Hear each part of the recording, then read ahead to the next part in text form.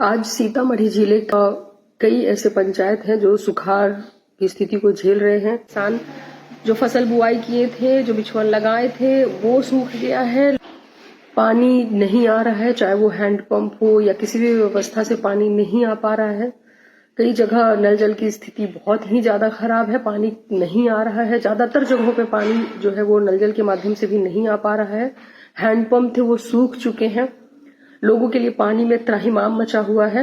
ऐसे विकट परिस्थिति में मैं जितने भी वहां के जनप्रतिनिधि हैं उनसे ये आग्रह करना चाहती हूँ, चाहे वो कोई एमएलसी हो, वो जदयू से हो या वो आरजेडी से हो, या फिर विधायक हो माननीय वहां के, या वहां के एमपी हो, उन सभी से ये आग्रह करना चाहती हूँ कि आज जनता को आपकी जरूरत है।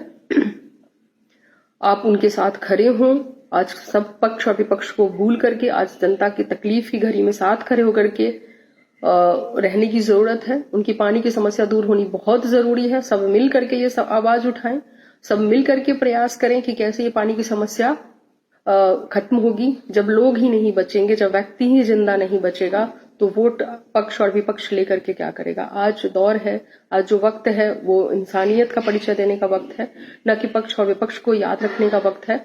ऐसे में सभी जनप्रतिनिधियों से हाथ जोड़ के ये निवेदन करना चाहती हूँ कि आज क्षेत्र में वो आए और आकर के जो भी अधिकारी है, क्या हो सकता है, कैसे पानी की समस्या दूर हो सकती है, इसके लिए वो एग्रेसिव होकर के काम करें।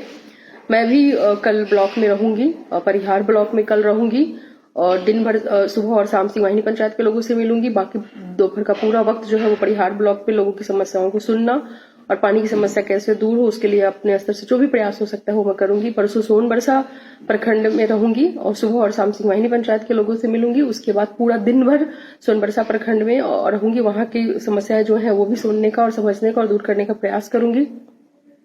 परसों मैं सोनबरसा और परिहार दोनों ही जगहों पे रहूंगी